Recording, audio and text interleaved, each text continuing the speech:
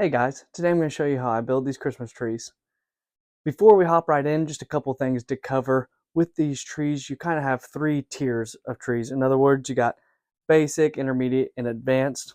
Your basic will be a smaller tree. It just becomes basic because it's the easiest to put together. It's the smallest. Now your intermediate is going to be your walnut tree, which in other words, just a tree that's soft enough to be able to get pin nails in. That cuts down on the wait time and that allows us to build one whole one in one day. Your advanced one is going to be Purple Heart. Purple Heart's too hard to be able to get a pin nail into it, so we'll have to glue it, clamp it, wait a day, glue it and clamp it to finish up the top, wait another day, and then we can start the sanding process. It becomes advanced because clamping up a Christmas tree is very awkward, and it also just takes extra days, so it's harder. As always, I'm going to have the measurements in the description, probably at the end of the video too, so look at those to build your own. The width of these is not going to matter, so that's why it's perfect for some scrap wood piece that you might have around, because it can be any thickness that way. The part that matters the most is going to be your thickness here on the inside, because we don't want them to touch. So if they're too thick, they'll touch, and we don't want them too thin because we're going to use 1-inch pin nails. So we want to make sure it has enough meat on the bone to get the pin nail in. So I do all these at 5/8 in thickness, and that gives us plenty. For these bigger Christmas trees, you're going to want probably just under 40 inches of spare wood, and that's just to cut a couple extra. I think it comes out to maybe 32, 35 of actual used wood. And then these little guys, you can get away with just having somewhere between 25 inches to 30 inches. One of my favorite things about the way I designed this build is that the 2-tier is going to be all the same cuts as a 3-tier, except the length of the bottom. So I've designed it to be the same as these two and then a bottom. If you want to come up with your own design and your own measurements, which I highly encourage, go ahead and grab yourself just a box. This is what a lot of carpenters stuff will use instead of cutting pieces of wood and trying to see if they fit. If you have enough scrap wood, then you can go ahead and do that. But a lot of people just use cutouts of cardboard and put together their pieces.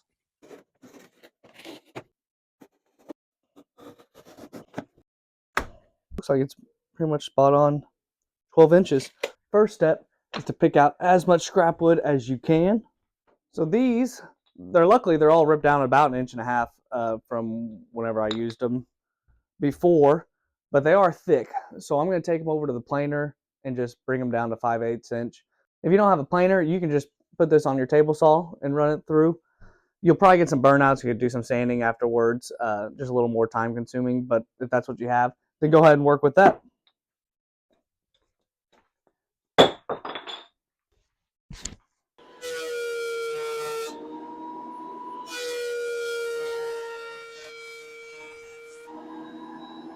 I set up a stop block like I have for all my other Christmas tree videos. This one for our 12-inch Christmas tree, I'm doing a 4-inch stop block here, and we'll still use our 22.5 degrees, and we'll cut 4 of those, 22.5 degrees on each end, and then one of them is going to be a 45 degree on one end, but we'll get there.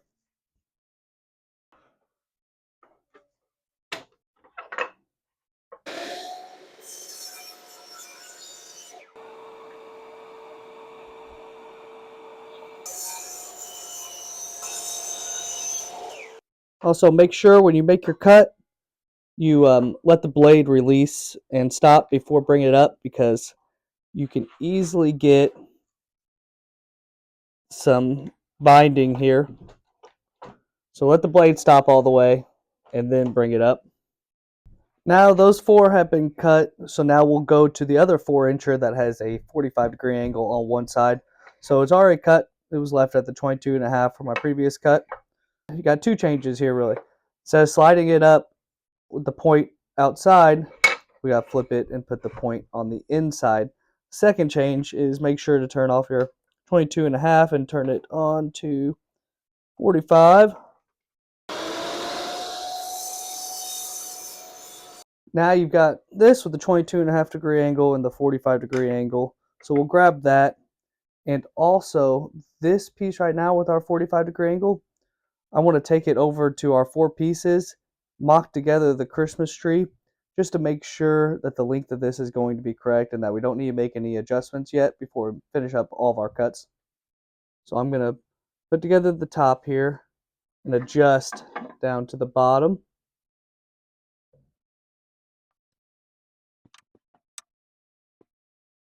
Looks like the top of the base is going to be 6. And that's probably correct because 7 is actually going to be the far corners of the base. Now to get the measurement for this top one, we don't have to worry too much if these are lined up down here. What we're looking at is the total distance of this. So we hook it on the top here, just hold that one into place. Looks like it comes out almost dead on 5 inches. So we know this one needs cut at 5 inches and then it will align all the way across. So what do we say? 5 inches at the point to point.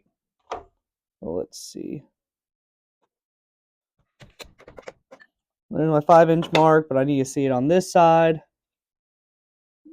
And I know my angle needs to be cut that way. All of your 4-inch should be cut. So we should be able to remove this stop block now. Now's the time, if you're going to make multiples of these around the same size, go ahead and make all those cuts and then do these after those. We already have the 45 on this one, so do not forget to bring it back 22.5. See our line? Cut on just the outside of it so we don't lose too much material. All right, back up here, check out our layout. The 45s together. Bring these, eyeball these around a 1/2 inch.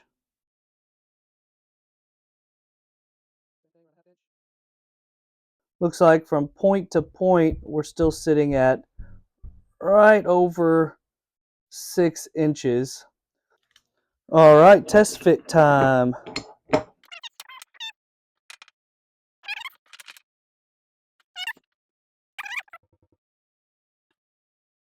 I think those measurements will work out perfect. Even if this ends up being a little bit long, whenever these guys get put down on there, it'll be easy enough to go ahead and shave that down a little bit. Now, before we start assembling it, I'm going to go ahead and do a quick sanding on all of these. Some of them have just a little bit of tear out from the miter saw, and they also have just a line across them from the planer. So little things I want to clean up. That's going to be far easier to do before you put it together. To sand these, I'm going to use a stationary belt sander. By far the easiest method. Trying to use an orbital sander or something for small pieces is a nightmare. Just so I take off not too much material on one and not enough on another, I just kind of count in my head. Whenever I do this, I just hold it down 5 seconds, 5 seconds, 5 seconds, 5 seconds, on to the next, just so I get the same sanding on all of them.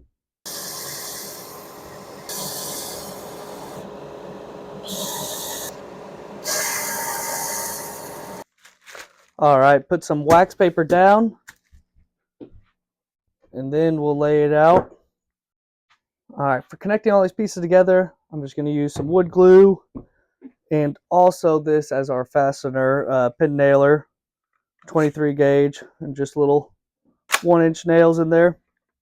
You'll want to pay special attention as you come up doing this that your nails are going to come out the side. So you'll almost want to either angle them back a little bit to follow up the board, start them a little bit more in so that they come straight up here.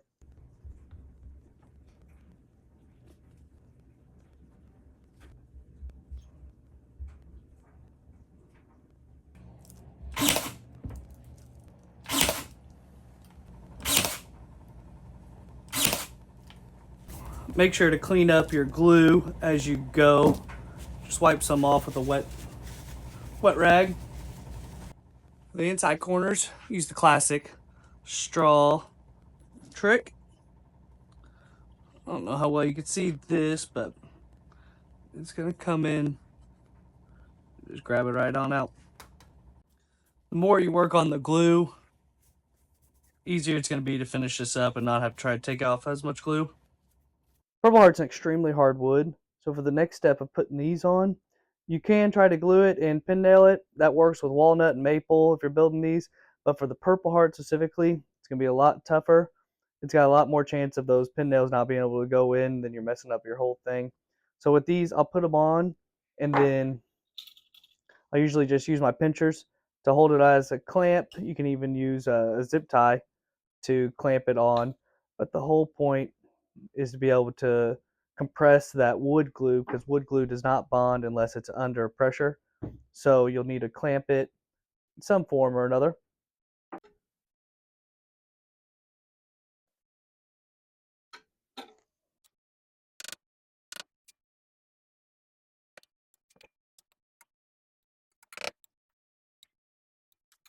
All right, I gave this about 24 hours, just a day, overnight.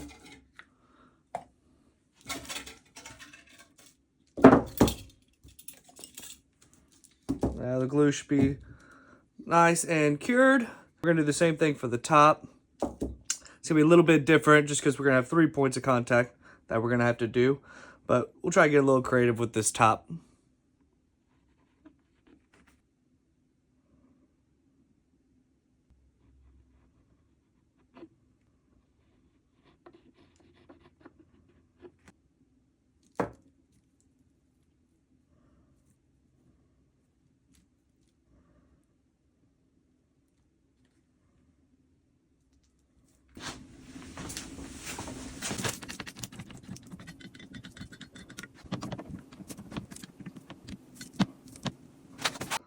All right, the Purple Heart glue up worked. Now I'm going to put together a couple walnut trees. Most of the time I'll work from the bottom up. Depending on, maybe you got a bad cut or something, the angles seem a little off, but you think you can fix it from going from the top down. That's always an option too. Just typically works out a little bit cleaner to come from the bottom up. One of my favorite things about this build is that all of these pieces, whether it's 2-tier or 3-tier, are all going to be the same length. The only thing that changes amongst these is the length of the base. So you can cut a whole bunch of these and then decide what bases you want for how big you want to make these.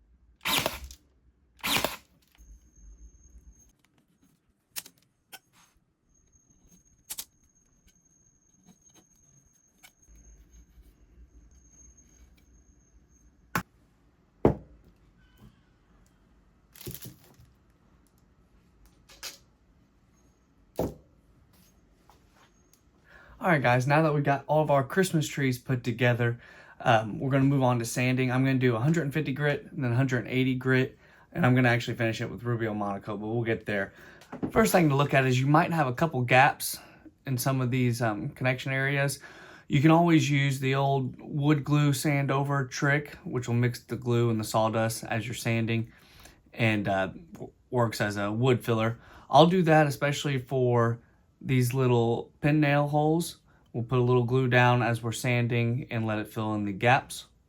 For sanding, it's generally kind of hard to move the sander around and you're getting caught on some of these edges and things. So sometimes I'll just place it, maybe count 5 seconds, place, 5 seconds, place, 5 seconds. So I can get an even sand, but I'm not catching corners and ripping them off.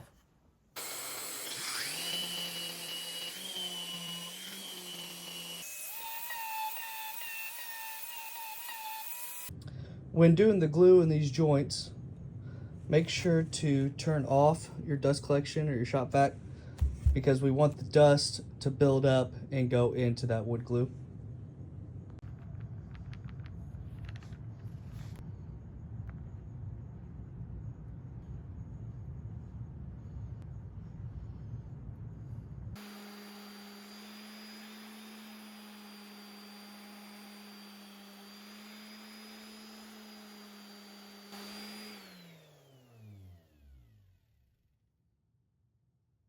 For the finish on the Christmas trees, I'm going to use the Rubio Monocoat.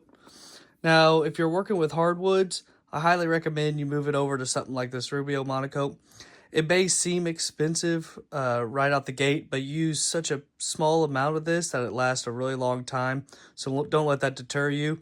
And it's going to be far easier to put on than something like polyurethane or lacquer where you really had to pay attention to it.